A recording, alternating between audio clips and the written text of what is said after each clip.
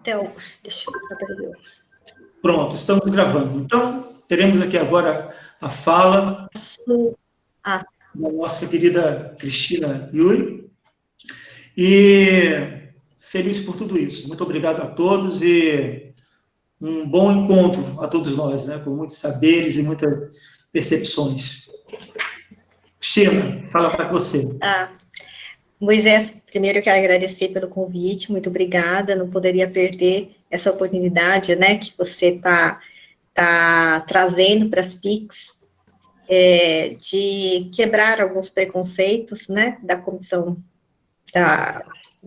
científica, né, que acha que PICs não tem trabalhos fundamentados, né, cientificamente. Eu posso já iniciar minha apresentação aqui do slide? Sim, pode. Tá certo. Então, deixa eu... como é que eu faço para compartilhar aqui?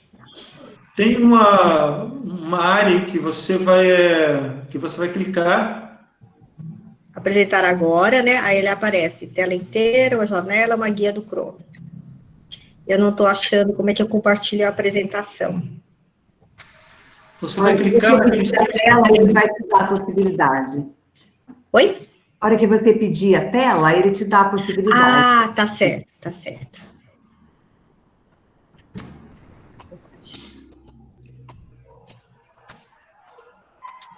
Tá aparecendo? Ainda não. Ainda não. Pediu tela inteira? Pedi tela inteira. Aí não apareceu um quadradinho assim para você clicar? Apareceu, cliquei. Peraí. Compartilhar. Então, onde está compartilhar, ela está apagada, ela não está funcionando. Achei. Desculpa. Nada que isso. Eu também não sou... Foi? Tá indo. Tá indo, né? Isto. Ó. Chegou. Ótimo, então vamos lá. O toque integrativo somato-emocional na verdade, não é uma técnica, eu chamo de método, porque ele vai integrar várias técnicas de terapia manual, técnicas de terapia corporal, e tem uma orientação psicossomática, né? E a proposta desse método é para tratamento em saúde mental e doenças psicossomáticas. O desenvolvimento desse trabalho, na verdade, ele tem muito a ver com a minha experiência em dor crônica, né? São quase 30 anos trabalhando com dor crônica, e à medida que eu fui constatando a relação tão estreita entre dor física e dor emocional, né? Então, parti para pesquisa nessa área, né, de neurofisiologia do estresse, trauma, a relação, a abrangência das técnicas corporais com relação a processos de autoconhecimento. E aí, quando cheguei em 2008 no Instituto de Psiquiatria, lá do HC, eu vi ali, para trabalhar com transtorno mental grave, um campo extremamente fértil para o desenvolvimento desse trabalho, né, e que culminou nesse método que é oferecido hoje na grade de terapias de lá, inclusive, eu, através do Centro de Estudos do Instituto de Psiquiatria e do LUT, a gente oferece a formação de terapeutas, e com o apoio da Escola de Educação Permanente também do Instituto de Psiquiatria de lá, nós oferecemos um estágio, né, de capacitação em serviço também nessa área.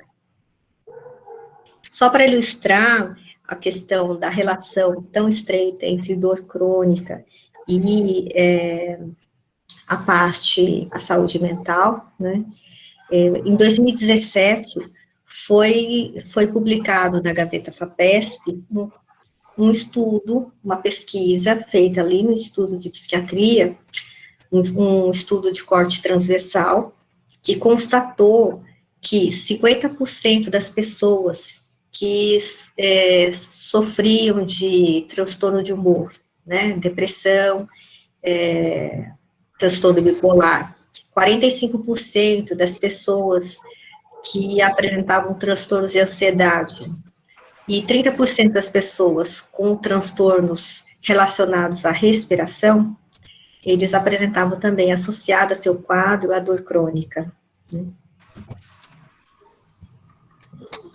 Bom, então aqui eu queria trazer mais ou menos, assim, de uma forma bem sucinta, né, como foi que eu fui desenvolvendo essa linha de raciocínio que culminou nesse trabalho, né. Então a gente vai começar aqui pelo conceito de saúde, que foi inicialmente proposto pela quiropraxia e ampliado, né, pela osteopatia, onde a saúde, a nossa saúde, ela é o resultado dinâmico entre os aspectos químicos, mentais e estruturais, né? Esses aspectos, eles estão compreendidos em 3 grandes dimensões. Então, a dimensão do funcionamento biomecânico, do funcionamento orgânico e do sistema neural. E essas 3 grandes dimensões, elas estão interconectadas por 3 grandes redes de conexão, que seria, então, a rede miofascial, levando as informações biomecânicas, a rede circulatória, que vai levar toda a informação bioquímica, e a rede neural, levando as informações bioelétricas pelo corpo. A osteopatia, ela preconiza a intervenção nessa tríade, né, através do sistema estrutural, ossos, músculos, fáscias, ligamentos, tendões, né, e o toque integrativo somato-emocional associa a intervenção através do sistema miofascial, né, também técnicas somato-emocionais. Então, nós vamos trabalhar, além da estrutura física, estrutura muscular, toda a história, esse universo de sensações, de emoções que fazem parte da vivência, da experiência de cada um, né? Então, isso é muito complexo. E, através disso, então, tentar facilitar a integração, uma coerência entre pensamento, emoção e comportamento. Devido a essa complexidade, né, que a gente com esse universo vivencial que é único para cada um experimenta, vivencia e significa as suas experiências de uma forma única, né, sob um ponto de vista só seu, né, de dentro para fora, não do ponto de vista do outro para você, né. Então, não basta a gente ter as habilidades só técnicas, né, a gente tem que poder vislumbrar essa complexidade, né, que faz com que esse paciente, esse indivíduo, se expresse na vida daquela forma que ele escolheu se expressar. Então, só para ilustrar, essa imagem aqui, que deve ser muito conhecida, né, desse iceberg, a ponta do iceberg aqui, representando a proporção entre a percepção consciente e a percepção inconsciente, né? Percepção consciente, a percepção inconsciente, e aqui do lado seria o cérebro trino, que foi proposto pelo Paul MacLean, né, que de acordo com a nossa evolução filogenética, nossos cérebros, eles foram se desenvolvendo, né? Então, primeiro, o cérebro instintivo, reptiliano, que a gente compartilha com os répteis, tá? Essa parte do cérebro que cuida de todas as funções autonômicas, né? Todos os instintos de sobrevivência.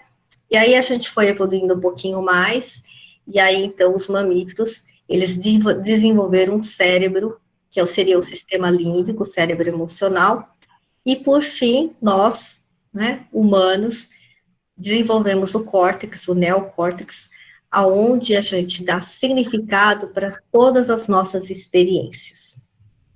Então, como é que isso funciona, né?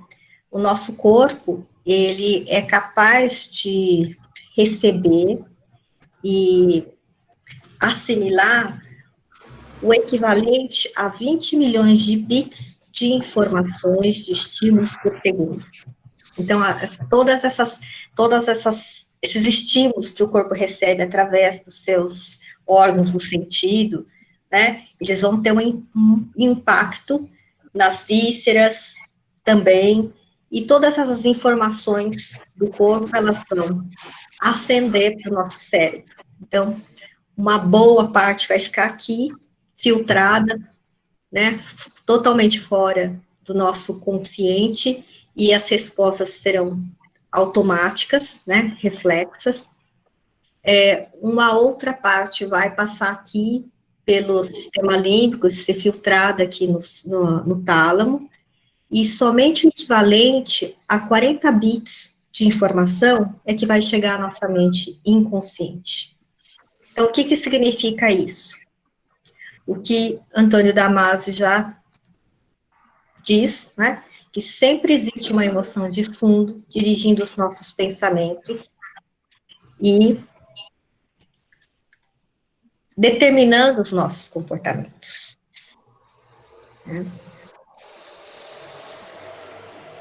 Então, a gente já sabe que emoções e sentimentos, eles são aspectos centrais da regulação da nossa biologia. Então, as emoções, elas fazem a modulação da nossa fisiologia em resposta aos estímulos do ambiente, né, para a gente poder escolher a resposta adaptativa mais pertinente. Então, são especializações fisiológicas que nós, seres humanos, desenvolvemos para a sobrevivência. Então, quando a gente fala de impulso, de instinto, nós estamos falando daquele conhecido comportamento de luta, fuga e congelamento, né? As emoções também, elas têm um papel determinante no desenvolvimento das estruturas cerebrais. Existem, inclusive, estudos, né, de imagem que foram feitos acompanhando o desenvolvimento da estrutura do cérebro, aqui do córtex órbito-frontal, em crianças, um grupo de crianças em situação de negligência, então, em orfanatos, e um outro grupo de crianças com suas mães e que tinham um bom contato, um bom vínculo afetivo. O resultado, ao longo do tempo, é que foi constatado que essas crianças que tinham pouco estímulo afetivo e estavam em condição de negligência, elas não conseguiram desenvolver essa região do cérebro como as crianças que tinham um bom contato afetivo, né? Em alguns casos até existia uma atrofia nessa região. E a gente sabe que essa região do córtex órbito-frontal, ela é fundamental para a avaliação das situações. Então, isso vai se refletir na nossa capacidade de resiliência diante das situações de estresse. Então, pessoas que têm menos resiliência ao estresse, elas têm mais chances de desenvolver, por exemplo, estresse pós-traumático. Né? E a epigenética, ela levantou já evidências que o desenvolvimento das nossas estruturas cerebrais, dos nossos sistemas cerebrais, ele tem um desenvolvimento orientado de forma preditiva a partir das emoções que a mãe sente, né, e os hormônios do estresse vão passando pela placenta para o feto. Então, o sistema cerebral, ele vai se desenvolvendo, já prevendo o que é que o bebê vai encontrar lá fora. A gente sabe que a mente, ela é o resultado da expressão das nossas sinapses, dos nossos circuitos de sinapses, né? Mas a configuração desses circuitos é feita a partir dos estímulos, das informações que o nosso corpo manda continuamente para o nosso cérebro, né? Enquanto nós estamos interagindo com o ambiente. E essa modelação desses circuitos, ela é contínua e vai ao longo de toda a vida. Então, experiências positivas e também experiências negativas ao longo da vida tem essa possibilidade de ir mudando os nossos padrões sinápticos. Então, aí a gente vai chegar aqui no desenvolvimento. Como é que é o processo do desenvolvimento, né, nosso, infantil, e como ele determina o nosso funcionamento, nossa expressão na vida, o desenvolvimento, inclusive, das nossas doenças, né, da nossa personalidade, né. A gente já viu, então, que a afetividade, ela tem uma função fundamental no desenvolvimento do cérebro, no desenvolvimento mental, né. Quando eu mostrei aquele slide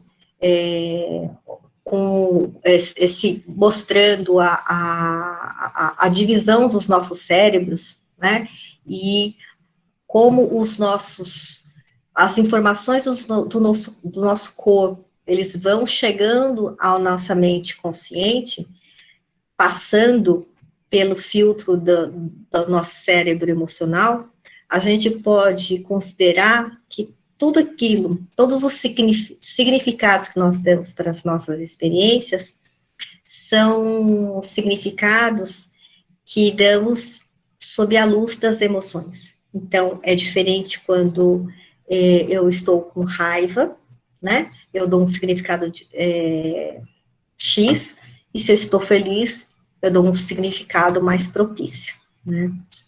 Então, e o desenvolvimento infantil, ele também tem a ver com a motricidade, mas não a motricidade, o movimento, pelo movimento em si, né, mas esse movimento, ele tem um propósito, que é o do aprendizado. Então, a criança, o bebê, ele se impulsiona em direção ao objeto desejado, à pessoa desejada, para interagir, né, para aprender com essa interação e receber a recompensa pela essa experiência. Então, todas as nossos movimentos, né, que estão implicados nessa ação da interação com o outro, porque a gente se move, né, o ser humano, ele se move sempre em direção ao vínculo, tem um propósito, né, de ir em direção, ir ao encontro a algo que lhe traga aprendizado e experiência. Então, todas essas impressões afetivas, né, vão ficar impregnadas nos músculos que participaram dessa ação, né.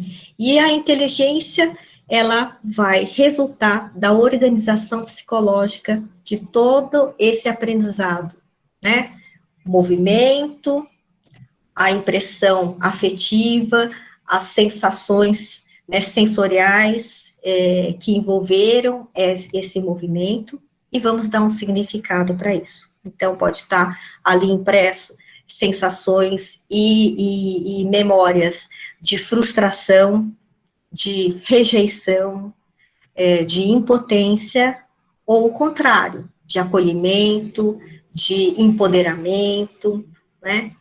Tudo isso fica armazenado no nosso sistema miofacial, nas nossas vísceras, né? E essa sensação, essa emoção de fundo produzida por essas memórias é que vão interferir, né, nos significados que a gente vai dando ao longo da vida para as nossas experiências. Então, aí a gente chega no conceito das couraças musculares, que interferem e que determinam, né, o desenvolvimento da nossa estrutura de caráter, já preconizada por Reich, né, o pai da psicoterapia corporal. Então, ele dizia que a rigidez muscular seria uma expressão física da nossa rigidez psicológica, por exemplo. Porque a musculatura, ela tem uma função de contenção, de repressão. Na hora que eu me deparo com uma situação que me traz uma emoção, então, a musculatura vai se contrair, né? Esse é um mecanismo que a gente tem, automático, inconsciente, para reprimir as emoções, o fluxo, né, de uma emoção muito forte. Então, para ele, a rigidez muscular, ela serviria para a repressão de 3 emoções básicas: raiva, medo, excitação sexual.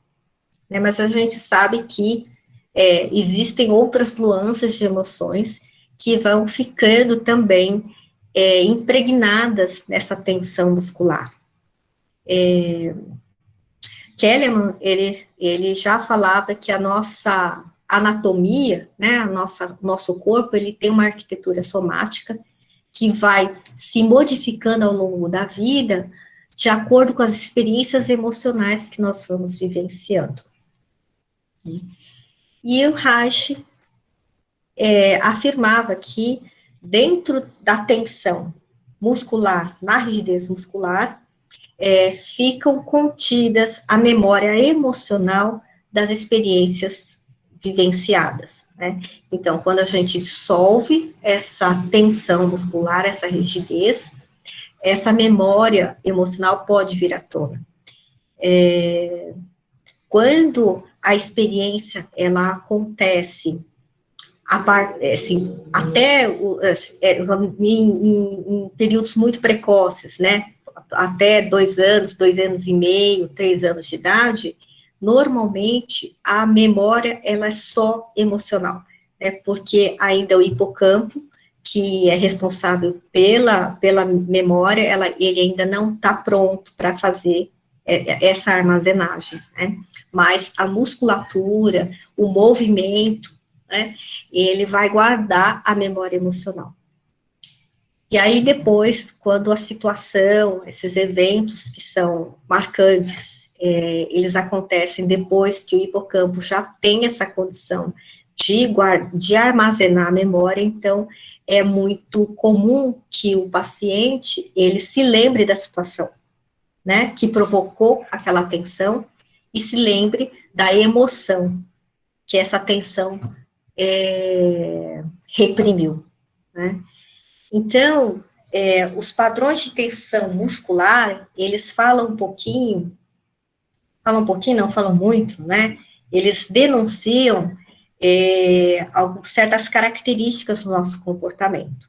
Então, a hipertonia, ela pode refletir uma condição psicológica de mais rigidez, de contenção, de controle, de inflexibilidade, e a hipotonia, ela pode refletir uma condição psicológica de resignação, de impotência, que seria tem muito a ver com a nossa reação ao estresse, luta, fuga e congelamento, né?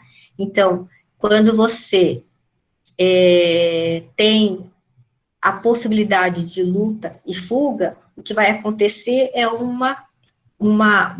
e são bloqueadas, o que vai acontecer é que essa hipertonia, essa tensão muscular, ela vai ficar ali mantendo o seu corpo preparado para a ação, né? E quando você não tem essa condição nem de lutar, nem de fugir, o nosso sistema, ele dá uma desligada e a gente congela, né? Seria muito parecido com a tanatose que acontece nos animais, né? Parece que ele está morto, né? Mas isso é uma condição para que, na hora que ele for dilacerado, né, pelos dentes do seu predador, ele não sinta dor. Nos seres humanos, o que acontece é que esse congelamento vai produzir uma ativação do tônus vagal, né? Então, a gente vai do parasimpático, então a gente fica numa condição de impotência, tá? Bom, as técnicas, então, e teorias que vão fundamentar o toque integrativo somato-emocional, então, são essas que são de técnicas de terapia manual, né, e as filosofias que acompanham essas técnicas. E aí eu queria ressaltar aqui, da terapia crânio-sacral, um ensinamento que, além, lógico, da técnica que o Pleasure trouxe para a gente, é uma clareza em relação ao toque que faz toda a diferença, quem trabalha com toque, né? Ele fala que a menor distância entre dois pontos é a intenção. Então, eu considero que o toque sem intenção, ele não tem propriedades terapêuticas, ou suas propriedades terapêuticas ficam muito limitadas, né? Essas técnicas, tanto de osteopatia craniana, de terapia crânio-sacral, de liberação miofascial, então, elas têm esse objetivo de liberar essas tensões, dar acesso a memórias traumáticas, mas também dar acesso a memórias recursantes, né? Porque na musculatura, quando a gente fala em memórias, né, existem memórias emocionais relacionadas com cada fase do desenvolvimento, porque elas vão sendo ativadas à medida que nosso desenvolvimento, nossos músculos, eles vão ganhando ação voluntária, né? Então, é quando eu posso, por minha conta, pegar um objeto, trazer à boca para experimentar e aprender com aquela experiência, é que, então, a sensação de recompensa por essa experiência, ela vai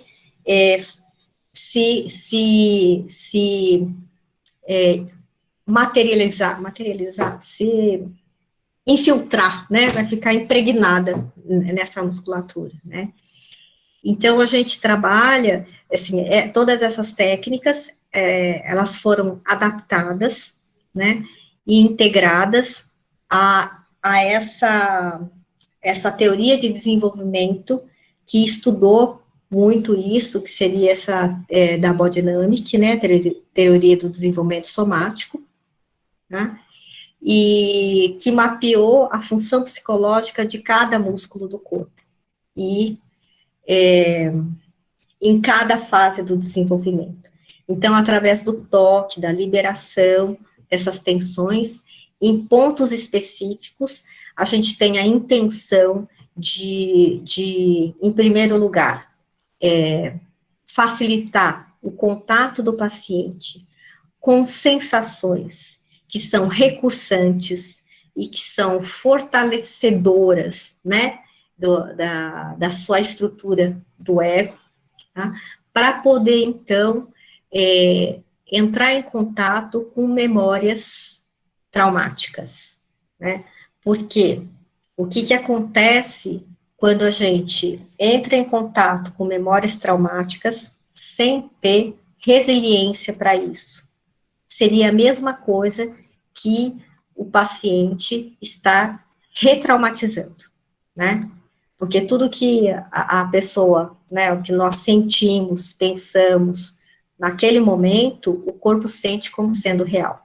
Então, se no momento do trabalho, o paciente, ele não tem ainda recurso para lidar com aquela situação, ele se lembra, se recorda, então todo o corpo vai reagir da mesma forma que no passado, né? E assim como no passado ele não conseguiu lidar com a situação, no presente também, nesse setting terapêutico, ele também não vai dar conta e vai se retraumatizar. Então, o cuidado que a gente tem com isso é fundamental, né?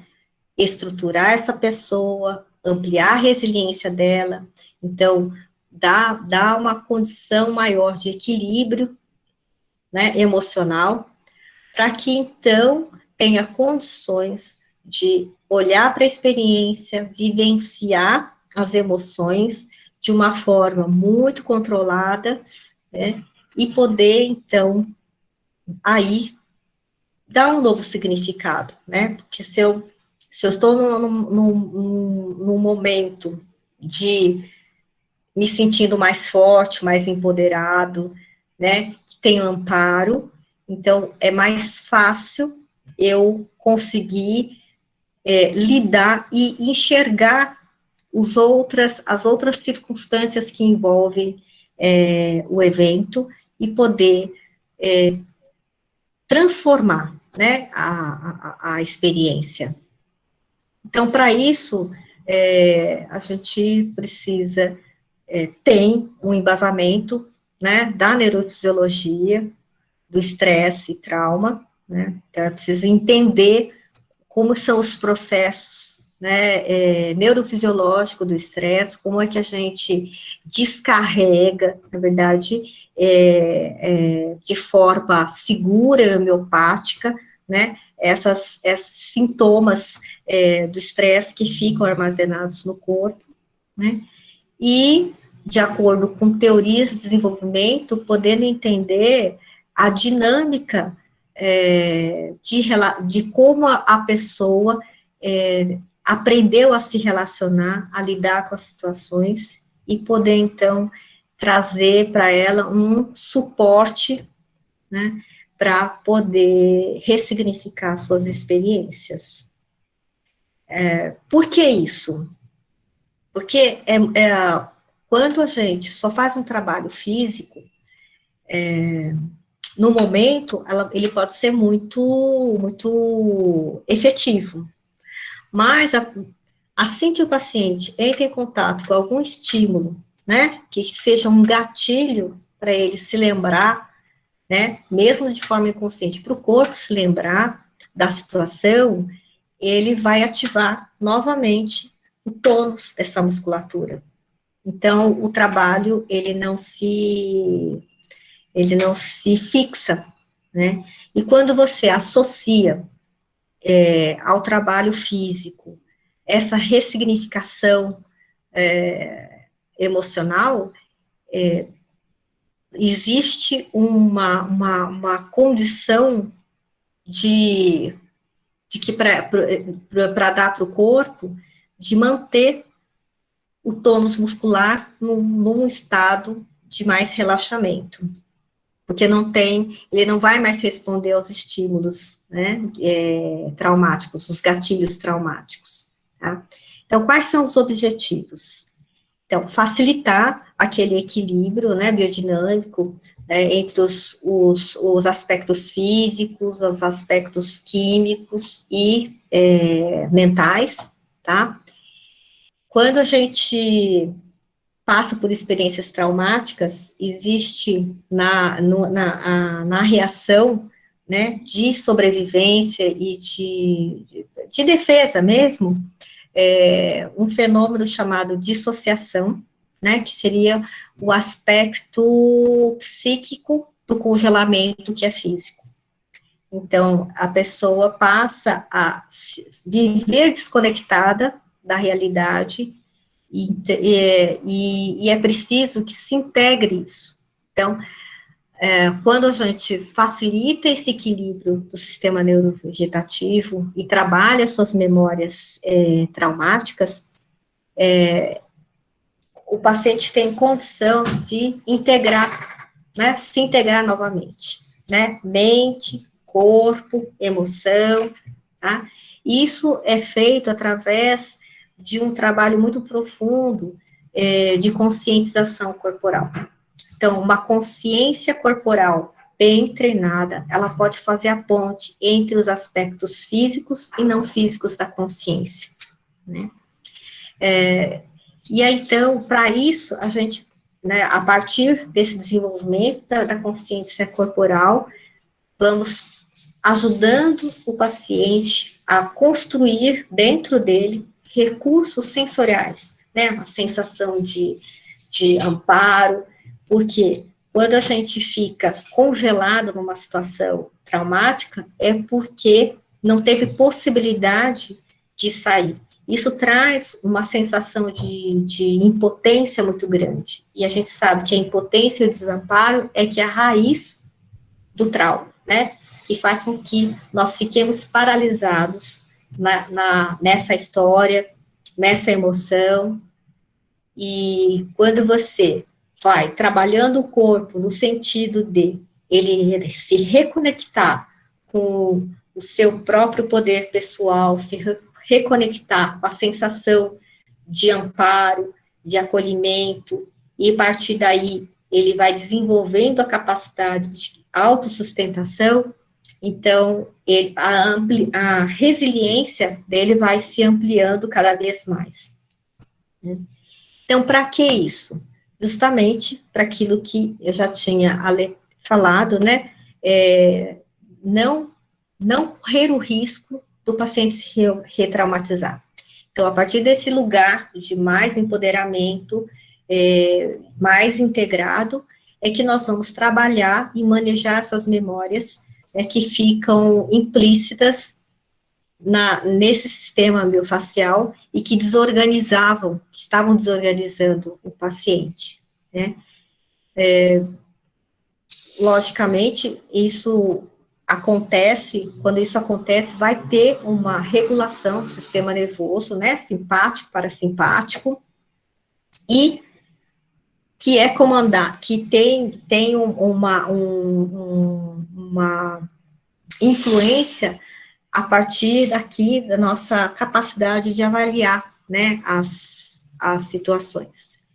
Então, não é meramente uma homeostasia do sistema nervoso autonômico, mas a integração com os significados, com a avaliação cognitiva, né, e assim a gente vai podendo ir dessensibilizando o corpo do paciente dos gatilhos, né, emocionais, né, que provocam as reações, né. Antônio Damasio, ele até fala de gatilhos somáticos, que são como se fosse um conjunto de estímulos emocionais, um conjunto específico de estímulos emocionais, que provocam um conjunto específico de reações que são comportamentos aprendidos. Então, isso passa muito longe da nossa consciência. Então, esse trabalho visa a gente, né, ajudar o paciente a se conscientizar disso e poder se dessensibilizar desse padrão, tá? Isso vai cada vez mais ampliando a resiliência do paciente, trazendo a possibilidade de um equilíbrio muito mais profundo, né, entre consciência, emoção e comportamento. Por quê? Nosso cérebro, né, nosso neocórtex, né, que pensa, e essa região aqui da avaliação cognitiva, ele pode até entender, avaliar, tomar decisões, mas mudança de comportamento é papel do sistema límbico, né, do nosso cérebro emocional. Então, para algumas situações, eu até consigo, né, mudar algum comportamento, mas sob um controle muito grande, então isso tem um gasto energético muito grande, né, ao passo que, se eu mudar como eu me sinto em relação às coisas, né, a mudança do comportamento, ela vai se fazer naturalmente, sem gasto excessivo de energia.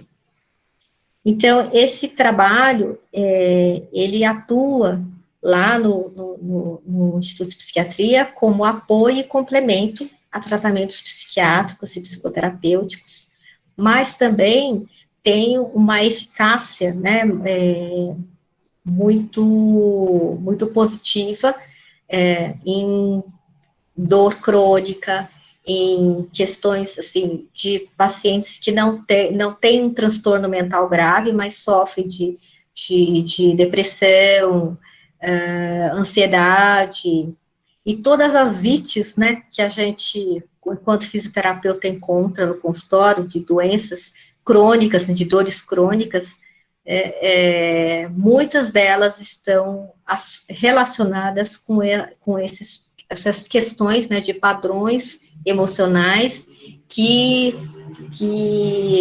alimentam, né, retroalimentam padrões de tensões musculares. Então, aqui, essa imagem aqui é da grade, né, de terapias integrativas que a gente tem lá, que oferece para os pacientes. Aqui é a grade do toque integrativo somato-emocional, que acontece, então, às sextas-feiras, na parte da manhã, né. Nós estamos finalizando agora a quarta turma, né, de formação, que ficou um pouquinho prejudicada e truncada por conta, né, da pandemia. Então, nós estamos dando prosseguimento somente com as aulas teóricas, e aí, no momento mais propício, vamos terminar a formação a prática, né, e o estágio de capacitação em serviço, que para quem tem interesse, que fez a formação, é um estágio de capacitação de 260 horas, onde o aluno o estagiário vai aprender a trabalhar com os pacientes com transtorno mental grave, sob minha supervisão. E é isso. Eu acho que é o que eu, de uma forma mais sucinta, teria para compartilhar com vocês agora. Deixa eu sair aqui, deixa eu parar de compartilhar.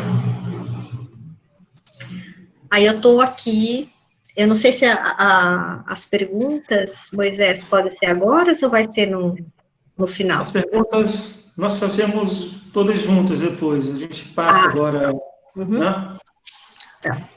a palavra para a Hilda, né, e dá, então, continuidade ao nosso ritual, né, essa cerimônia de celebração das práticas integrativas, dos saberes e da contextualização das evidências, né, e do científico. Esse é o grande a grande intenção desse trabalho, né, é mostrar que nós temos um potencial de evidências muito robusto, né, e é isso. Passo agora a palavra para a professora doutora Hilda Stefani Ribeiro Marta, que vai falar, então, sobre toque terapêutico, uma possibilidade de cuidado integrativo. Hilda, palavra com você. E obrigado, Cristina, pela belíssima apresentação. Estou muito grato. Obrigado, gente. Obrigada, então, Moisés. Boa noite a todos. Agradeço muito este momento ao Moisés, agradeço o convite. Vocês estão me vendo aí? Está tudo certo? Sim. Sim? Ah, então tá bom. É que eu já fui colocando para adiantar um pouquinho, né? Estou muito feliz de estar participando desse encontro. Estou aprendendo, né, esses encontros, assim, à distância. E sabe que eu estou gostando muito, né? Estou muito feliz de estarmos aqui, todos vivos, né? Nesta dimensão também, né? E com saúde, isso é muito bom, né? Então, eu vou me permitir hoje fazer, assim, um rememorando. Quando o Moisés me convidou, eu me deu uma saudade, assim, de tempos, né, que eu já vivi. Então, eu vou me permitir falar um pouco do toque terapêutico, mas, assim, rememorando fatos importantes da minha entrada nesse universo, né, do toque terapêutico. Então, na época, em 1989, eu era mestranda da Escola de Enfermagem da USP de Ribeirão Preto. E eu trabalhei sempre com cultura popular, conhecimento popular, eu gosto muito disso. Então, a minha dissertação era com benzedeiras. Então, eu circulava pela minha cidade, que é Fernandópolis, estado de São Paulo, que é divisa com Mato Grosso do Sul, né? Eu sou uma pessoa de divisa e de fronteiras. E eu circulava pela cidade toda procurando por benzedeiras. E até que um dia eu encontrei um grupo estranho de benzedores. Eles trabalhavam com as mãos, mas eles eram diferentes. Eram professores de matemática, uma dona de casa aposentada, um policial aposentado e uma diretora de escola. E eles me disseram que faziam uma tal de magnetização. Não se enquadrava no que eu precisava para o meu mestrado, mas eu muito curiosa, e eles me permitiram, se você quiser conhecer, você fica aqui. Então, o que era essa magnetização? Eles me ensinaram a fazer. Então, o paciente chegava, né, sentava, e eles me ensinaram, olha, você passa nas mãos, assim, mais ou menos 5 centímetros do corpo do paciente, você começa pelo meio do corpo, vai afastando as mãos para as laterais, e aí você pode sentir alguma alteração no campo de energia desse paciente. Você pode sentir um lugar muito frio, um lugar muito quente, você pode ter dor na sua mão, formigamentos. Aí você faz esses movimentos, você vai tirando, vai limpando esse campo energético, vai balançando suas mãos do lado para as mãos não ficarem doloridas. E depois você pode projetar uma energia amorosa para o paciente, assim. Eu via eles fazendo isso com todo mundo que chegava. Eles atendiam, assim, umas 12 horas seguidas, tinha dia que passavam 50 pessoas por ali. Mas eu morria de vergonha de fazer os gestos, porque eu achava muito esquisito, não tinha nada ali do lado do corpo.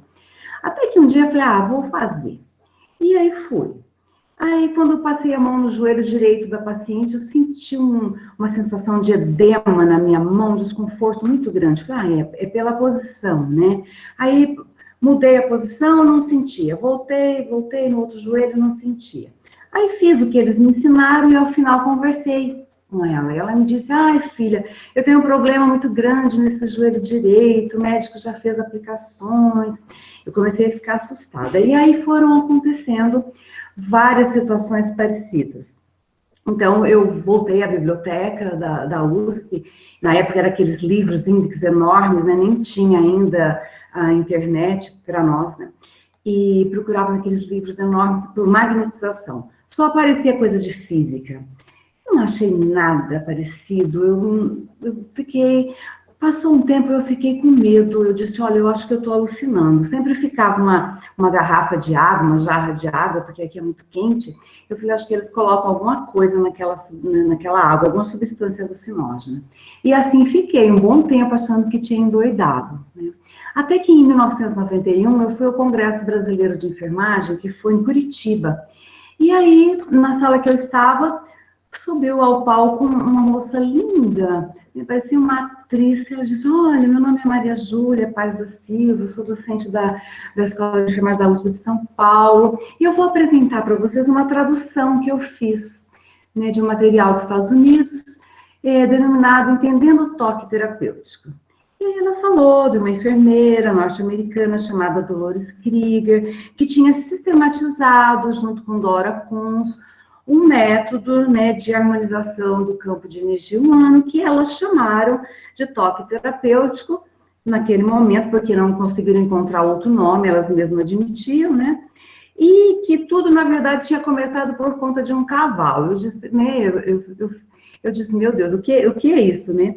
Aí elas disseram que essa história com a Dolores que começou porque havia um healer, né, uma espécie de um curandeiro, que na verdade era um coronel da cavalaria húngara, que uma certa noite o animal de estimação dele, um cavalo, estava muito doente, ia precisar sacrificar no outro dia de manhã, e ele passou a noite alisando esse cavalo, e no outro dia o cavalo estava bom, e aí isso se repetiu com outros cavalos, e depois passou para a gente, até que ele andava e chegou até os Estados Unidos, né, fazendo esse procedimento de imposição de mãos. E aí elas acabaram, Dora Kunz e Dolores Krieger, de alguma forma tendo um contato e desenvolveram, né, a história é muito longa, vamos simplificar, desenvolveram esse método chamado toque terapêutico.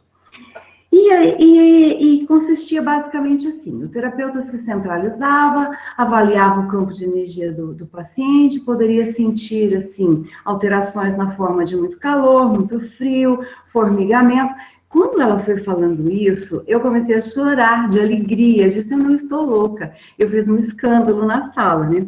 E aí, estava também nessa sala a doutora Vera Regina Valdo, que na época residia nos Estados Unidos. Ela disse, eu conheço a Krieger, né? Já fiz curso com ela. Se você quiser, pode ir para lá e ficar na minha casa hospedada. Então, naquele momento, tudo se consolidou. Tá? Estava pronta a minha ida para os Estados Unidos. E em 94, que eu iniciei o doutorado na USP de Ribeirão Preto, eu até gostaria de deixar registrado o meu agradecimento. Nunca agradeci o suficiente a doutora Nilza Teresa Rauter Pelar, minha orientadora, e a doutora Maria Júlia Paz da Silva, minha orientadora. Duas mulheres fortes que me apoiaram muito. Sem essas mulheres, eu não teria, naquele momento, conseguido defender essa tese de toque terapêutico, que não era um momento propício às práticas integrativas como é hoje. Nem se chamava prática integrativa ainda, não é? Em 96, então, eu consegui ir para os Estados Unidos, fazer o curso com a Dolores Krieger, fiz 2 cursos com ela, na Pumpkin Hollow Farm, a Ana Cristina, acho que conhecem, né? Eu tenho a impressão que enquanto eu achava que estava doida, a Ana Cristina já estava nos Estados Unidos fazendo esses cursos, né? E em 1999, então, eu defendi a minha tese com toque terapêutico. Então, essa aqui é a doutora Dolores Krieger, está fazendo 1 ano e alguns dias que ela deixou esse plano. Essa aqui é uma fotografia da fazenda, né, onde nós fazemos os cursos. Esse prédio aí é o centro de meditação, onde são dados os cursos. Aí atrás tem uma cachoeira, um rio, tá? E aqui é Dolores Krieger e a Dora Kunz, uma singela homenagem a essas 2 mulheres maravilhosas que nos deixaram esse legado chamado toque terapêutico, né? Então, a Krieger define o toque terapêutico já naquela época, olha, 95, né? Mas as coisas que ela falava muitos anos atrás ainda são muito atuais, né? Então, ela dizia que é um método baseado no uso consciente das mãos para dirigir ou modular energia que vão ativar o corpo físico. E essa palavra consciente é bem interessante, porque isso nos tira, assim, do cenário das religiões, né? Não é uma prática religiosa, tá?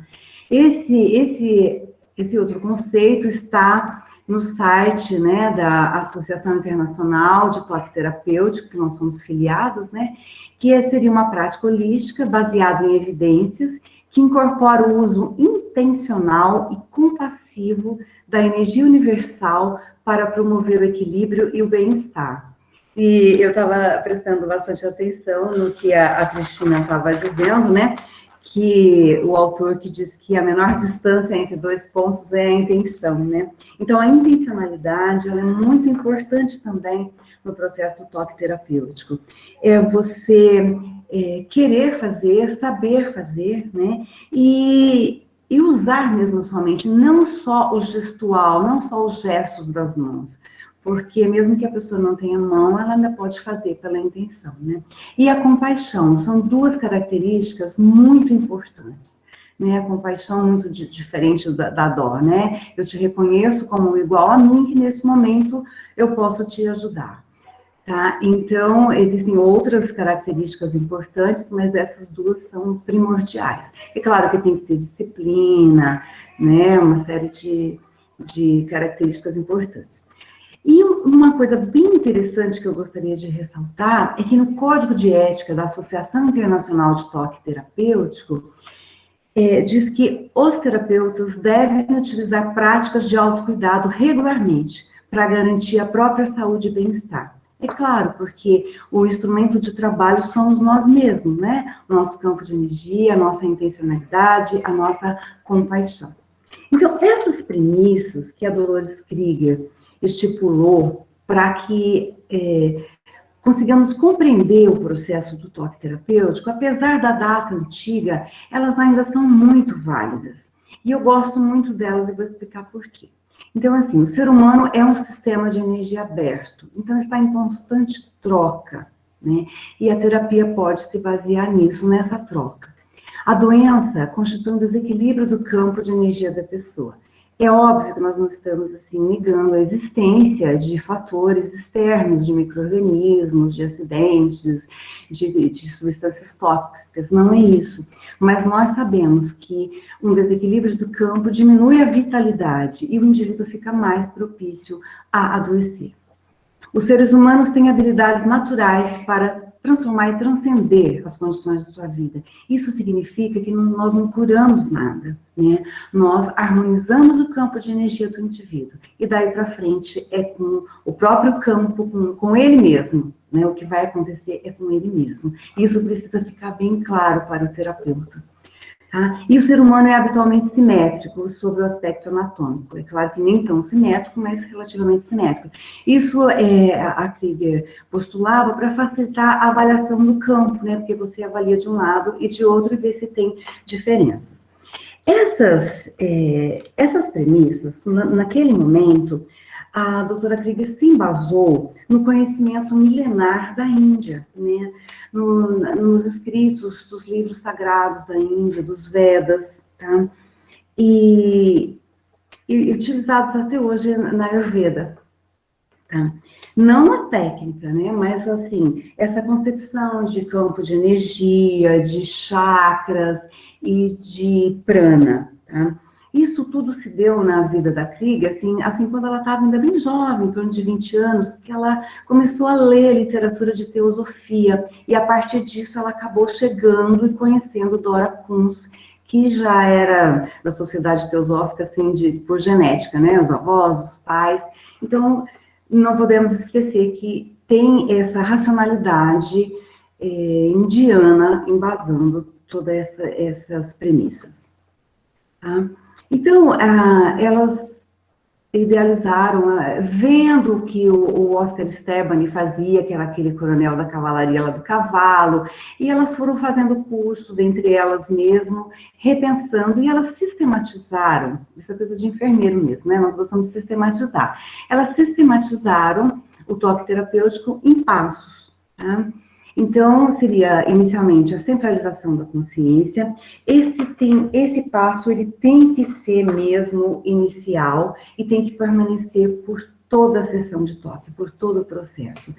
Os demais passos, eles são dinâmicos, eles são integrados, mas a centralização precisa mesmo ser a primeira. Aí, centralizada a consciência do terapeuta, ele vai fazer a avaliação do campo de energia da pessoa que está sendo tratada.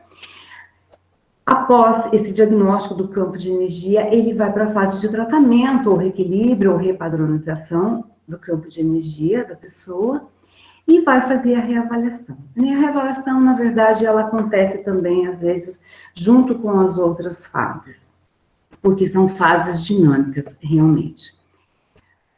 Bom, então, falando em centralização, nós compreendemos assim, não é um transe, né, como em determinadas religiões, é voltar um pouquinho a atenção para dentro de si mesmo, o terapeuta, neste momento, E ele perde um pouco o contato com os estímulos externos. Então, nós perdemos um pouco do contato, assim, o barulho. Aquele cachorro que está latindo já parece que ele não incomoda muito, os aparelhos na UTI já não incomodam muito, o barulho lá na sala de espera da unidade básica não incomoda muito. Tá? O tempo, você não tem a percepção de passagem do tempo. É isso que é a centralização. E a Associação Internacional de Toque Terapêutico insiste muito que a centralização sustentada, ou seja, durante todo o processo, é muito importante, é um aspecto, assim, essencial do toque terapêutico. Por quê? Porque ela impede que o terapeuta use a sua própria energia, tá? E ela impede também o apego emocional ao resultado. Isso é uma coisa, assim, que nós enfrentamos, por exemplo, nós vamos fazer pesquisa, é complicado, porque nós não podemos ter apego ao resultado do toque terapêutico. Nós temos que fazer, e aí o que vai acontecer vai se dar pela harmonização do campo, né? Nós não controlamos isso de uma forma total, tá? Então, de que forma o terapeuta pode se centrar? Existem várias técnicas. Uma delas é a respiração. Quem gosta de Ayurveda pode usar, ou de Yoga, pode usar a respiração pranayama, pode usar imagens, né? Eu, quando fiz o curso nos Estados Unidos, tinha um grupo de enfermeiras que usavam a imagem da árvore, eu gostei muito. Então, às vezes eu me centralizo assim, eu me imagino uma grande árvore, imagino que o prana está entrando, né? Nós chamamos tudo aqui de energia, né? Mas talvez essa tradução não seja tão correta, por isso eu vou chamar de prana mesmo. O prana está entrando nas folhinhas pequenas, o prana está passando pelos galinhos pequenos, e aí ele vai entrando nos galinhos mais grossos, e vai descendo pelo tronco, e sai pelas raízes. Eu gosto muito desse exercício de centralização, porque ele nos dá a ideia de que nós estamos canalizando esse prana. E ele também, você já faz, na verdade, uma preparação do seu próprio campo energético para cuidar do outro, tá? Então, eu trouxe essa figura, não sei se vocês já conhecem, essa figura da Bárbara Brema. Ela trabalhou na NASA, hoje ela está aposentada, né? Mas ela criou, há muitos anos atrás, um centro de terapias e de estudo nos Estados Unidos, e ainda existe. Esse é um desenho dela, né? Para a gente entender o que seria esse campo, né? Então, ela, quando olha para a pessoa, ela vê essa configuração, é um desenho mesmo, né? Ela descreve, no livro dela, chamado Mãos de Luz, ela descreve 7 campos, 7 corpos, vamos dizer assim, espirituais, todos ao mesmo tempo e junto com o corpo físico, tá? Então, nós fazemos a avaliação desse campo. Em que nível que nós chegamos, né? Eu já até participei uma vez de uma discussão que talvez a gente não chegue ao nível dos 7 campos. No início eu até aceitava isso, hoje eu tenho minhas dúvidas. Eu acho que a gente chega em todos, no complexo energético do ser humano como um todo. Então, é essa avaliação neste campo que nós fazemos. Então, de que maneira que nós podemos fazer isso, né? Nós podemos colocar as nossas mãos mais ou menos de 2 a 6 polegadas, então de 5 a 8 centímetros da pele do paciente, e ali nós vamos captar nós vamos ter sensações, podem ser nas nossas mãos, né, de alterações que este campo possa estar apresentando. Geralmente, essas alterações se apresentam como mudanças diferenças de temperatura, ou muito frio, ou muito quente, sensação de bloqueios, de formigamentos nas nossas mãos. Nós temos também algumas informações intuitivas, né? A doutora Krieger dizia que nós temos informações pelos chakras das nossas mãos e por todos os nossos chakras, né? Mas nós não conhecemos ainda o processo como um todo, mas na prática isso realmente acontece, tá? Geralmente, quando temos uma sensação que a nossa mão sente muito frio em uma determinada área do campo, geralmente isso significa um déficit de energia. Quando está muito quente, ou é uma energia bloqueada, ou é geralmente relacionada talvez a uma inflamação, e assim por diante, tá? Então, é isso que nós já falamos, tá? Muito bem. Então, essa fotografia, eu estou fazendo a avaliação de campo, né, dorsal. Então, as mãos, elas começam no centro, na coluna, e vão para a periferia do campo. Muito bem.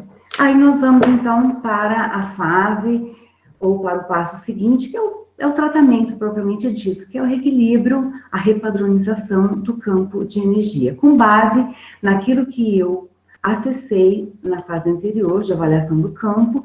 Nós vamos poder fazer a direção, né, de energia, a direção consciente de energia para essa pessoa. Por exemplo, se ela estiver muito cansada, eu posso projetar uma energiazinha nas suprarrenais.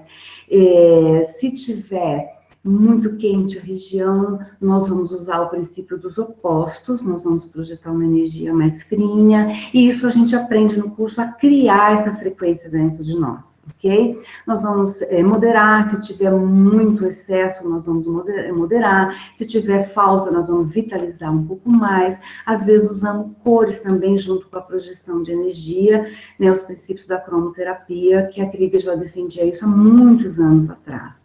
Tá? Uma das técnicas de reequilíbrio é o alisamento, né? É uma técnica que eu gosto muito de usar. É alisar mesmo, é alisar o campo, é com as nossas mãos, com as palmas das nossas mãos voltadas para o campo. Nós trabalhamos sempre no sentido céfalo-caudal, né? Esse alisamento, ele é muito gostoso para quem recebe, ele dá uma sensação de muita tranquilidade, de muita leveza. Então, quando tem muita energia bloqueada, nós podemos usar esse alisamento, né? E nós, geralmente, às vezes, sentimos que a região está muito... Sentimos uma certa condensação. São percepções, obviamente, muito subjetivas, né? E aí nós temos necessidade de retirar isso daí, né? Então, eu costumo retirar com as mãos e dou uma chacoalhadinha do lado. A Ana Cristina chama isso, no livro dela, né, de remoção de íons, porque realmente ali tem íons. É claro que eu penso que, né, como eu gosto muito do Ayurveda, que o campo energético não seja só uma questão de íons ali, só de camada, de íons que estão trocando, mas que existem íons ali, tem. E essa questão de íons, a própria Krieger relatava que há muitos anos, um biofísico que participou de um workshop dela fez a seguinte colocação, que quando nós passamos as nossas mãos pelo campo do paciente, nós captamos íons positivos. Por isso que às vezes até dói um pouco a nossa mão, dá uma sensação de desconforto, e às vezes a gente tem que fazer uns pequenos movimentos com os dedos para nos livrarmos daquilo, às vezes lavar a mão. Então, por quê? Porque nessa questão de campo energético, né, é ao contrário, o íon negativo é que dá uma sensação de leveza, de conforto. Existem aparelhos que medem ionização ambiente, né? Então, por exemplo, ambiente perto de cachoeiras, de floresta, quando chove, a atmosfera quando chove, ela fica carregada de íons negativos, tá? E perto de inflamação, ambiente de escritório, sexta-feira à tarde, a ionização fica positiva, tá? Então, temos ainda um caminho longo para ter toda a compreensão desse processo, mas já sentimos isso com as nossas mãos. Tá? Eu trouxe mais uma vez um desenho da Brena. A Brena não trabalha com toque terapêutico. A terapia dela tem outro nome, mas ela também trabalha com desbloqueio de energia, com chakras. Então, eu peguei emprestado esse desenho dela para mostrar um campo de energia bem assim, bem alterado, bem desequilibrado, tá? Então, esse desenho ela fez de uma paciente dela mesma, chamada Mary, tá? A Mary tinha uma hérnia diafragmática e tinha muitos problemas de relacionamento, ela não conseguia se soltar, se aproximar das pessoas. Então, o que dá para ver nesse desenho? Que tem manchas, né, acastanhadas nos joelhos, acastanhadas e vermelhas na região pélvica, que o chakra do plexo solar tem um vértice que está completamente desfigurado, né, como se fosse uma molinha que saiu, ela tem manchas também nos ombros, tá? Então, eu sempre gosto de visualizar isso. Então, o que é que a gente faz no toque terapêutico? A gente harmoniza o campo. O que a gente quer é que o campo fique desta forma, né, um campo energético harmonizado, porque daí é com o paciente, né? É claro que as pesquisas mostram o que pode acontecer, né, mas já não depende de nós, né? O nosso trabalho seria harmonizar o campo de energia. Essa é uma fotografia de um alisamento, né? Um alisamento cervical as mãos. Se fosse um vídeo, né? As mãos estariam descendo até os pés. Tá? Muito bem. Aí nós vamos para o passo seguinte, que é a reavaliação do campo de energia. Então, nós vamos, na verdade, a reavaliação ela acontece durante o processo, porque, por exemplo, você faz um alisamento numa determinada área, você já vai reavaliar se já está mais harmonizado, se ainda precisa de mais alguns movimentos. Tá? Ele fica colocado no final por uma questão didática, mas de qualquer forma nós fazemos sim. Por quê? Porque isso te permite comparar com a avaliação inicial e permite comparação também com né, quando for a próxima sessão, uma sessão com a outra, você pode ter uma ideia da evolução de como está o campo energético desse paciente, tá? Então, a doutora Krieger sempre lembrava, quando você já não sente mais aquela região fria, aquele formigamento, então você já pode parar. Mas, às vezes, não é bem assim, né? Eu trabalhei com pessoas idosas com artrite reumatoide, você não conseguia fazer isso numa sessão apenas, mas você pode seguir a sua intuição de qual é o momento de parar e você para. Você continua na próxima sessão. Tá? Então, essa aqui é uma fotografia de uma finalização de uma sessão, depois de feito tudo isso, uma projeção aí na região cardíaca de uma energia amorosa que a pessoa estava precisando. Tá? Então, para encerrar, né, a sessão, a gente pode fazer esse direcionamento, isso ajuda a dar uma rebalanceada no campo energético, né? A doutora Krieger falava de áreas que são muito, assim, seguras, por exemplo, suprarrenais, né? A Ana também utiliza ombro, né, Ana? Que também, eu também utilizo, é bacana. E às vezes só na periferia do campo, às vezes nem vou na área específica, só vou na periferia do campo e faço a minha projeção amorosa ali, tá? Bom, comunicação ao paciente sobre o final da sessão, obviamente, essa comunicação, ela é tanto feita mentalmente quanto verbalmente, tá? Uma sessão de toque terapêutico normalmente dura em torno de 20 minutos, a doutora Krieger dizia, não deixe durar mais que 25 minutos, né? Depois da sessão, se for possível, é excelente que a pessoa fique em repouso pelo menos por uns 10 minutos, tá? Algumas pessoas até precisam mesmo, porque elas ficam muito, assim, leves e não precisam de um tempinho para dar uma centralizada para poder ir para a rua novamente, né? O registro da sessão, normalmente nós fazemos, cada um dos terapeutas usa uma forma de registro, né? Eu gosto de usar o registro discursivo, narrativo, né? Mas pode ser utilizado também com figuras, tá? Muito bem. Existem alguns cuidados com grupos e situações específicas, né? Por exemplo, gestantes, né? A Krieger dizia assim, você tome muito cuidado com o gestante, né? Se for fazer, avalie se realmente vale a pena fazer. Se for fazer, faça bem rápido. Enquanto uma outra sessão vai durar 20 minutos, você fica 2, 3 minutos no máximo, tá? A Ana Cristina teve uma informação, né, num workshop dos Estados Unidos, uma pesquisa que eu acho que nem foi publicada, mas é claro que a gente, se tem uma possibilidade de prejudicar, a gente já toma cuidado. Então, a indicação seria não fazer nem no primeiro trimestre, nem no último trimestre. Fazer no trimestre intermediário, fazer no meio, né? E na hora do parto, sim, com certeza é excelente. Tá? Bebezinhos também são muito sensíveis, né? Eu já trabalhei em berçário, então, às vezes, 1 minuto, no máximo, uma coisa muito rápida, já dá para perceber e já dá para trabalhar com o bebezinho.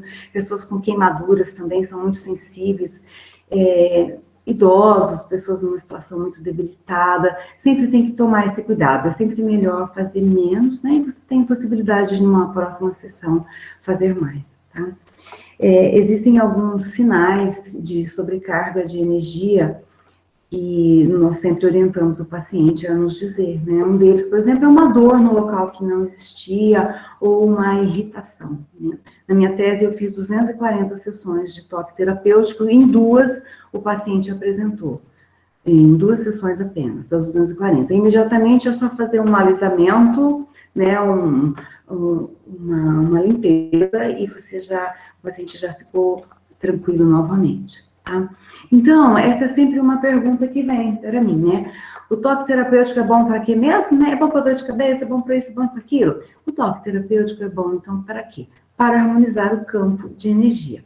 Agora, harmonizando o campo de energia, algumas coisas acontecem, tá? Então, as pesquisas têm mostrado, né, efeitos de relaxamento, de melhora ou erradicação da dor, de facilitação do processo de cura, por exemplo, auxiliando no processo de cicatrização, do alívio em doenças psicossomáticas, por exemplo, cefaleia tensional e outros.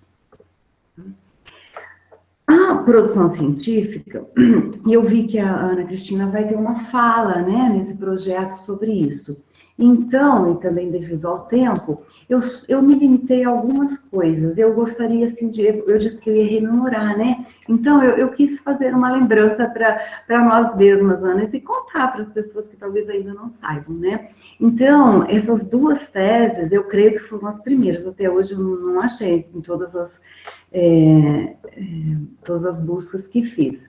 Então, em 1999, eu consegui defender a minha tese, né, e aí os resultados, foi um quase experimento, então os resultados mostraram, né, que houve uma diminuição muito significativa da intensidade da dor, uma melhora muito significativa do ponto de vista estatístico mesmo, do significado psicológico da dor, tá? E uma melhora muito grande também nos scores de autoavaliação de depressão, muito menos sintomas de depressão. E a avaliação da experiência foi muito boa, uma experiência muito positiva.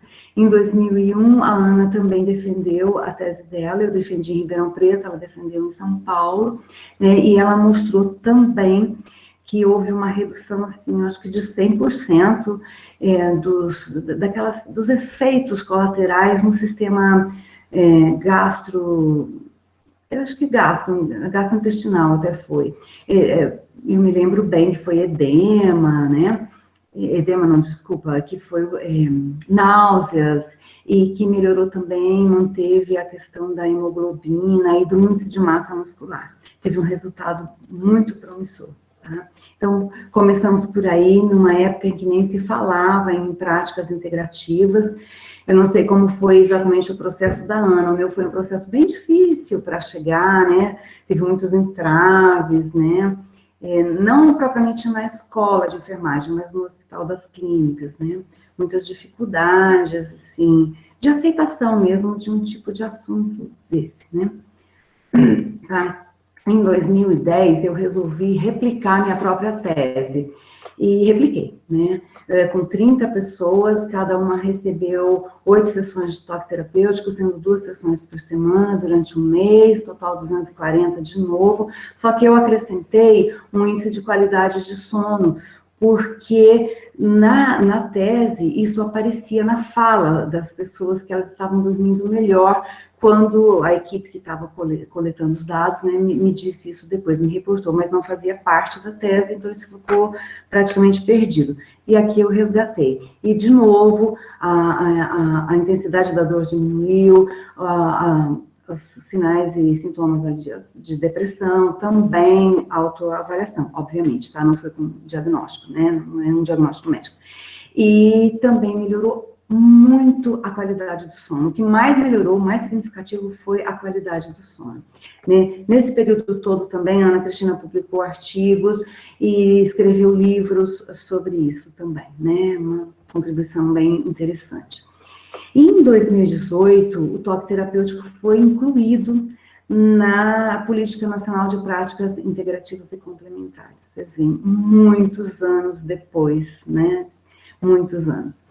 Então, foi incluído como imposição de mãos, então está lá dentro também, né? E acho que foi 17 que essa plataforma foi criada, dentro da BVS Saúde, foi criada essa plataforma de medicinas tradicionais, complementares e integrativas, que tem publicações sobre PICs, tá? Eu entrei lá hoje só por curiosidade, né? Pesquisando o toque terapêutico, eu encontrei 1.173 artigos. Só que quando a gente coloca o descritor toque terapêutico, inclui as pesquisas de toque, de Reiki e Healing Touch, né? O Reiki, ultimamente, que tem mais produzido, que tem mais, assim, publicações de Reiki. Tá? Nesse ano de 2020, no Medline tinha 3 artigos de toque terapêutico, mas brasileiros não tinha nenhum desse ano. No ano passado, sim, mas desse ano, não. Tá? Então, já estou quase finalizando, viu, pessoal? Sei que vocês já devem estar cansados, né? Mas eu gostaria de comentar um aspecto da questão de produção científica e de evidência científica que acontece com o toque terapêutico, assim como várias práticas integrativas, quase que todas. Porque nós trabalhamos dentro de um paradigma diferente.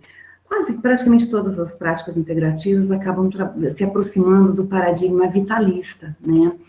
Bem diferente do paradigma biomédico, que ainda é, né, vamos dizer assim, o que direciona aí os serviços de saúde, e nós acabamos querendo utilizar o padrão ouro da biomedicina, que é o ensaio clínico randomizado, para fazer pesquisa com as práticas integrativas, e nem sempre isso dá certo. Então, eu não sei ainda a solução. Eu sei que já tem gente, acho que não sei se é na UERJ, no Federal do Rio de Janeiro, já tem gente que estuda, que pensa em novas metodologias, né? Mas, por enquanto, nós ainda estamos utilizando as metodologias específicas da biomedicina. Então, essa revisão foi feita em 2014, mas o que eu gostaria de mostrar, não tem problema, que já é um pouquinho antiga, é que, assim, quando eles reuniram os artigos de toque terapêutico, eles pegaram experimentos e quase experimento apenas. O que aconteceu? Eles só encontraram 8 nesse período de tempo.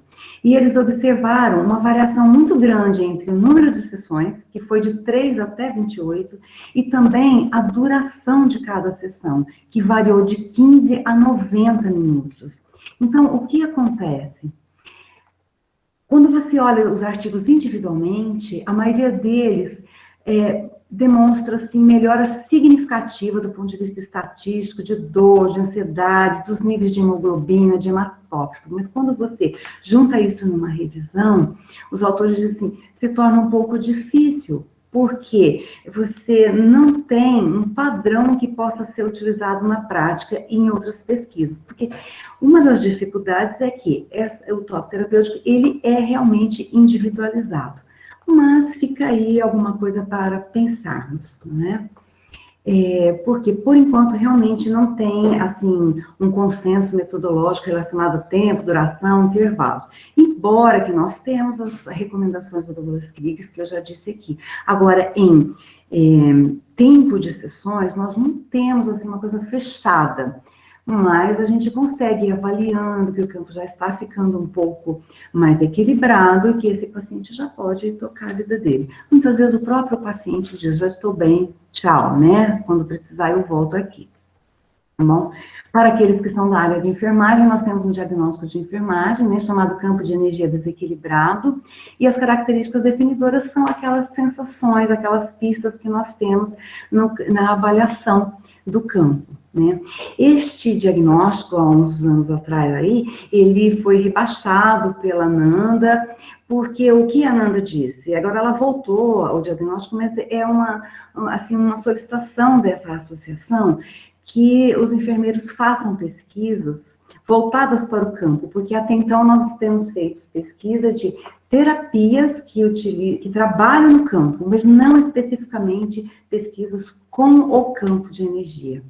Eu acho que nós vamos precisar caminhar nesse sentido agora, tá? Então, os cursos sobre toque terapêutico, que vocês podem, né, talvez se interessar, eu faço curso, a Ana Cristina faz curso, tem outras pessoas também, acho que a Carmicita, a Silvana também, que dão os cursos. No Brasil, por enquanto, nós fazemos basicamente um curso, assim, de iniciantes, né? Nos Estados Unidos, você faz o curso de iniciante, depois você tem uns anos de prática, uns 2 anos de prática supervisionada, aí você tem o nível intermediário, o nível avançado. No Brasil, por enquanto, nós fazemos esse nível iniciante, tá?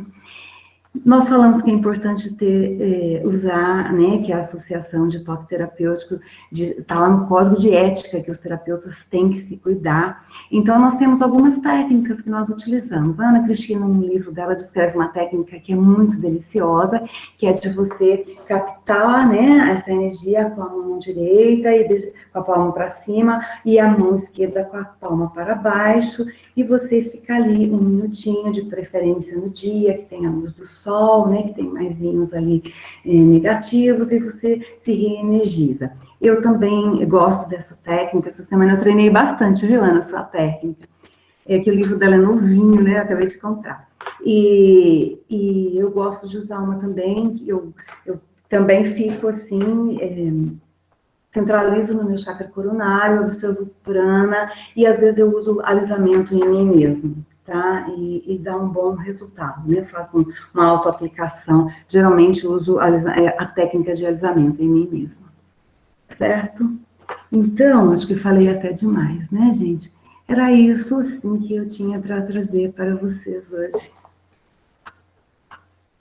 Obrigada.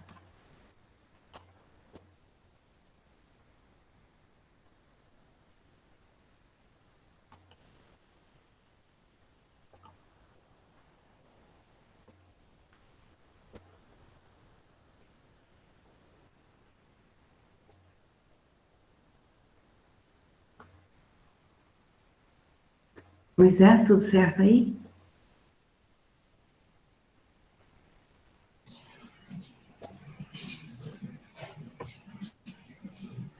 Obrigada, pessoal. Que bom que vocês gostaram.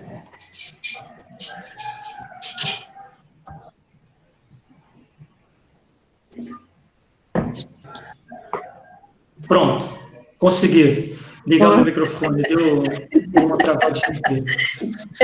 Cristina, muito obrigado.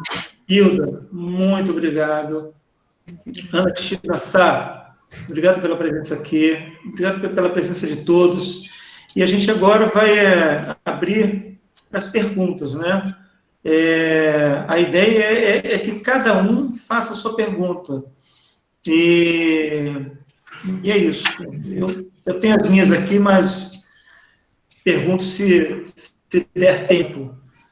Então, gente, quem vai falar? Bom, Se você quer escrever, a gente vai lendo aqui. Eu andei dando uma olhadinha no chat, já vi uma pergunta ali, perguntando a respeito do qual é o período, né, em que ainda pode ser desenvolvido a resiliência, até que idade. Então, respondendo essa pergunta, o nosso sistema nervoso, o período que ele tem maior plasticidade são os primeiros 1000 dias, como é dito na epigenética, né? Então, até os 2, 3 anos de idade é o período de maior plasticidade. Realmente é muito intenso, né? Desde o período intrauterino e depois que a gente nasce, logo nesses primeiros 1000 dias. Mas, se a gente for pensar na neuroplasticidade, na capacidade da neuroplasticidade cerebral, e que o corpo, ele continua enviando estímulos para o cérebro a vida toda, né? É claro que numa velocidade menor e numa qualidade um pouquinho menor, mas a resiliência, ela pode ser desenvolvida assim. E eu digo isso com muita certeza por conta de estar acompanhando, né, pacientes com questões graves, e a gente percebe uma evolução muito positiva e às vezes até surpreendente. Só a questão é que quando se trata de adulto, o tempo de tratamento, e você vai ter que ficar dando esse estímulo, vai ser mais longo, né? Quando a gente fala de processos de desenvolvimento, processos que envolvem mudança de padrão, são processos lentos e demorados, né? assim como foi o nosso processo de desenvolvimento, né? Não existe milagre, né? Existe, sim, uma intenção e uma necessidade de empenho, né? Tanto do terapeuta quanto do paciente. Moisés, eu só queria corrigir uma fala minha, que até eu vi aqui no chat, uma aluna minha falando, que eu falei, né, que a turma agora ficou um pouco prejudicada por conta da pandemia.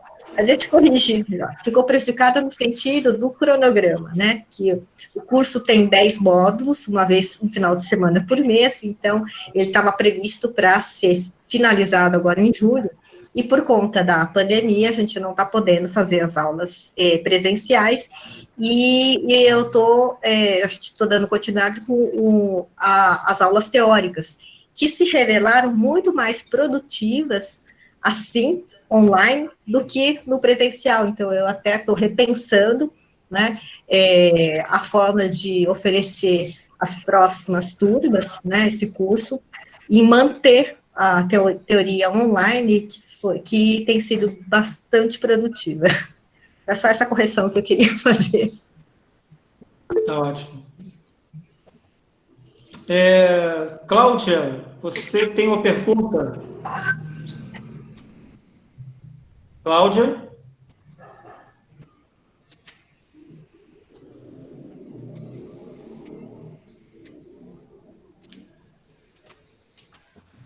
Ela está... Deixa eu ver se eu consigo ativar aqui o microfone da Cláudia, gente. Eu não estou achando aqui.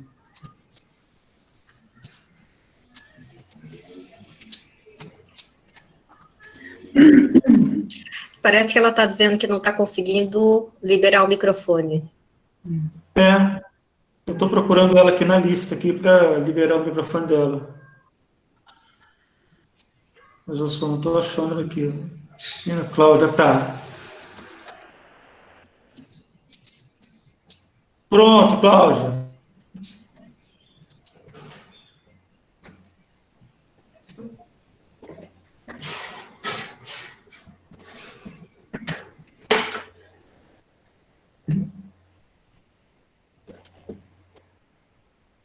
Ela continua dizendo que está sem microfone.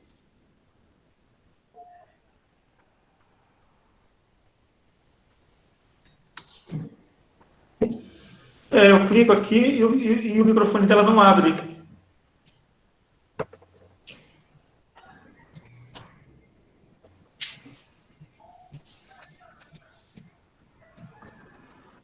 Não está abrindo o microfone dela. Posso ir, enquanto isso, Cláudia, respondendo algumas perguntas que claro, sim. Eu estou vendo aqui uma pergunta da Jeane Freire. A fibromialgia é um exemplo da memória traumática com a resiliência pouco trabalhada? Então, existem estudos, né, que levantaram evidências da pré-existência, no caso da fibromialgia, de histórias traumáticas na infância, né? Então, de abuso emocional, abuso físico, abuso sexual, mas o que predomina nos pacientes de histórico, nos pacientes com fibromialgia, são os abusos emocionais e físicos, tá? Então, tem sim uma relação com traumas anteriores. A Cláudia está perguntando aqui, olha, se eu já tive experiências transcendentes.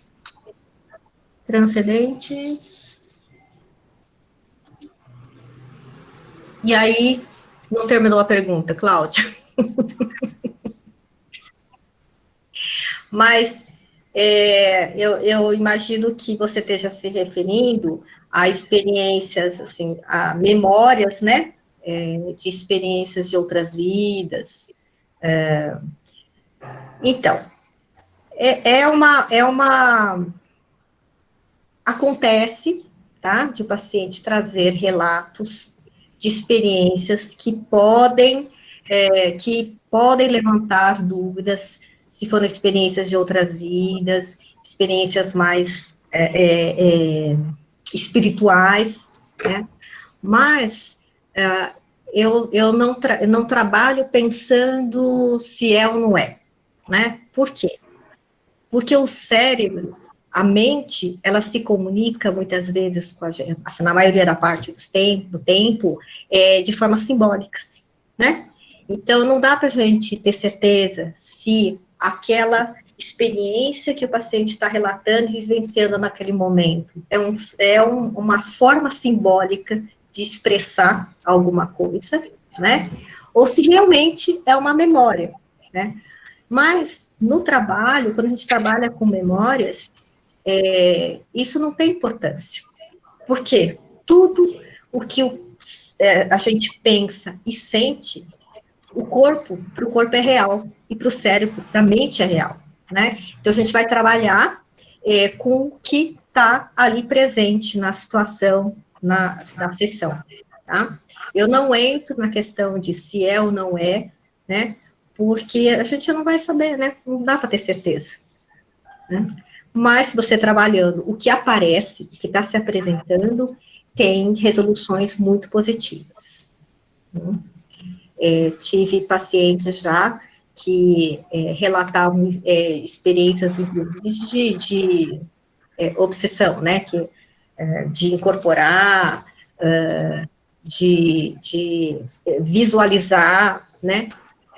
Aí o que acontece é que, quando você trabalha no paciente, o sentido, para desenvolver o sentido de presença, ele se reconectar com o seu corpo, essas experiências desaparecem.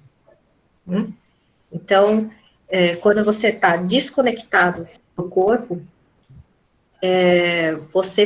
a pessoa pode experienciar situações que em algumas religiões falam, né, de experiências extrasensoriais. Mas eu repito que isso não é importante, você definir se é ou não é, né? É trabalhar com o que se apresenta no momento, né, e reconectar o paciente, integrar a mente dele, o seu corpo, no presente. Ok? Será que eu respondi a pergunta?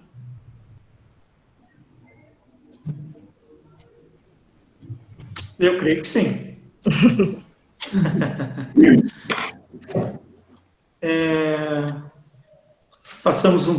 Passamos às 10.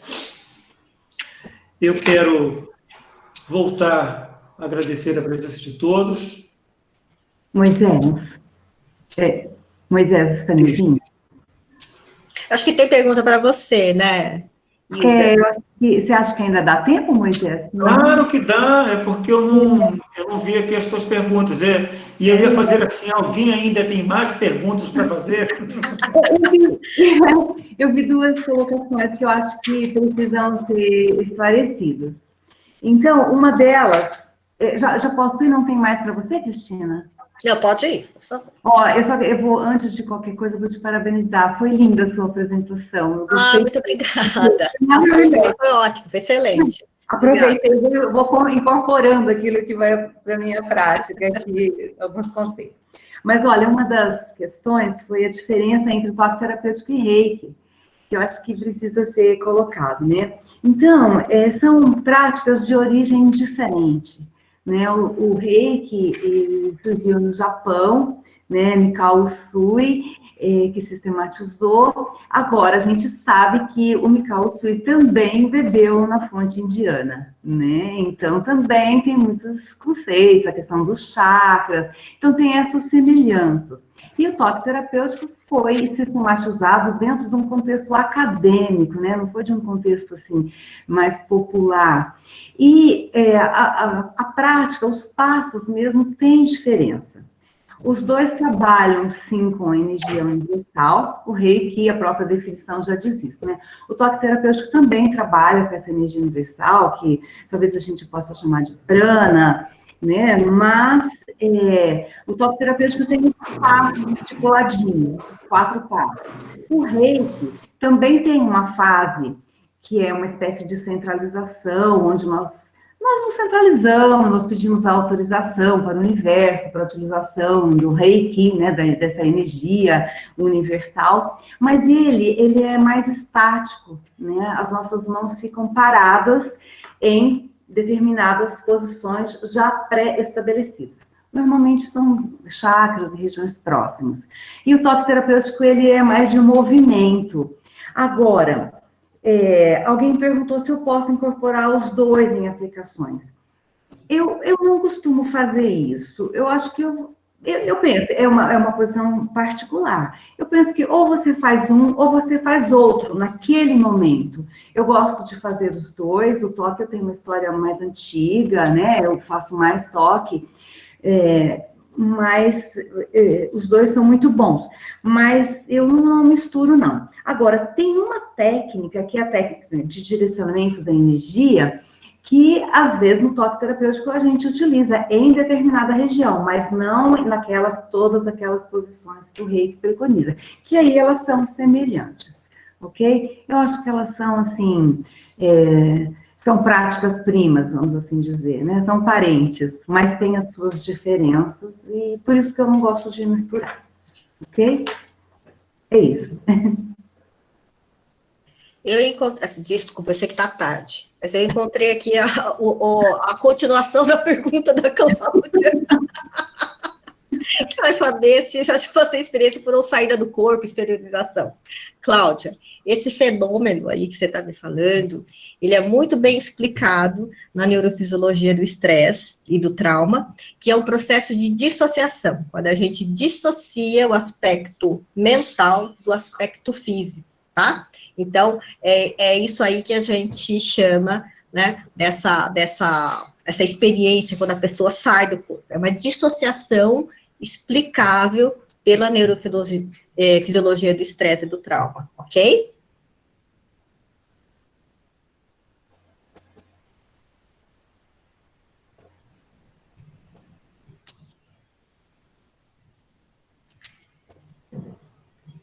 Bom, eu quero me disponibilizar aqui para depois, quem tiver mais dúvidas, quiser esclarecimentos, vocês podem mandar mensagem para mim pelo Instagram, @yuicristina, eu prometo que eu respondo, tá bom?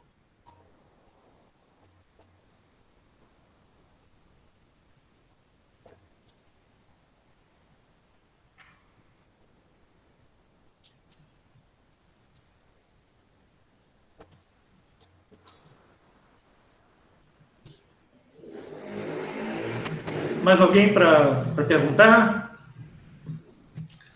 Temos aqui alguma pergunta escrita, deixa eu ver.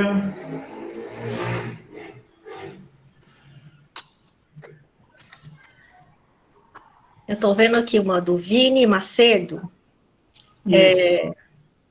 Existe um domínio da emoção na tomada de atitudes do indivíduo? Qual seria a relação emoção e razão?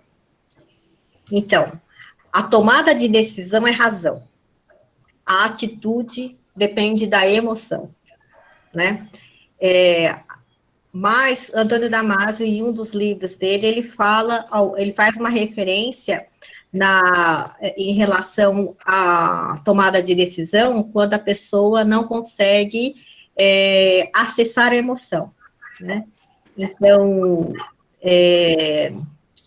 eu particularmente, eu acredito que a questão emocional, ela está mais relacionada a comportamento, tá? Espero que tenha respondido a sua pergunta. Tá ótimo, então. Cristina, obrigado. Pedro, obrigado. Cada um de vocês que chegaram até aqui, que logaram, que ficaram até agora com a gente, meu muito obrigado. Eu reforço aqui que esse é um trabalho fruto de um projeto de extensão da Universidade Federal do Rio de Janeiro, chamado Coletivo Minerva Pix Arte e Cultura, e a intenção desse projeto é levar as práticas integrativas para o maior número possível de lugares e pessoas, e a gente está conseguindo isso. Nós temos aqui gente de praticamente todo o Brasil, Nós temos gravado essas palestras e as postado em nosso canal do YouTube. Cada palestra, o material vai ficando melhor. A primeira nós esquecemos de gravar, a segunda nós gravamos um palestrante, a terceira 2 palestrantes. O meu posicionamento na câmera também foi melhorando, eu agora olho para a câmera, eu comecei gravando olhando para baixo, e é um aprender, né? Então, é um material que está lá, assim, nu e cru, sem edição, que é exatamente o que vai acontecendo aqui com a gente, e vocês podem revisitar esse material, é gratuito o acesso, e a ideia é essa, tá bom? Semana que vem teremos aqui a Cristina Sá e mais o Ricardo Monesi. O Ricardo foi a pessoa que começou a dar, no mundo, começou a dar cientificidade para o Reiki, né? A tese de doutorado dele em Reiki. E é legal a gente ter essas pessoas aqui, que são pessoas que são marcos históricos, né? Como a Hilda, por exemplo, né? Foi a primeira tese de doutorado defendida no Brasil, em toque terapêutico. A Cristina trazendo o desenvolvimento de uma metodologia, né? Que é o TISE, que eu fiquei, assim, impressionado. Eu vou querer fazer curso com vocês duas, né? E isso, gente, assim, tudo muito impactante e muito importante na formação de quem está aqui, ainda no caminhar do seu processo de formação. A gente faz uma pesquisa, quando o pessoal preenche o formulário de inscrição, e 60% do nosso público é composto por estudantes, graduandos. Então, eu penso que é uma oportunidade, assim, diferenciada de estar aqui com um pesquisador, com alguém que começou uma técnica, com alguém que desenvolveu uma técnica. Aproveitem mais, perguntem mais. As perguntas hoje já encerraram, mas para um próximo encontro, explorem mais desse lugar, porque ele é feito com essa intenção, tá bom? Um beijo grande no coração de todo mundo. Sintam-se abraçados. Cristina, obrigado. Hilda, obrigado. Doutora Cláudia, aqui de Macaé, uma grande parceira também aqui do projeto, que hoje não conseguiu falar. E Cláudia tem uma fala, assim, muito especial. É uma querida, é uma amiga, assim, muito, muito potente no trabalho que ela faz e no trabalho que ela desenvolve. E eu fiquei triste de não ter ouvido a Cláudia falar. Eu sei que a Cláudia ainda está por aqui, mas, enfim, não está mais não. Mas foi muito especial ter a presença dela aqui também. Obrigado, hein, gente? Até a próxima. Beijo no coração. Obrigado, Cláudia e Hilda. E tamo junto. Valeu, gente. Tchau.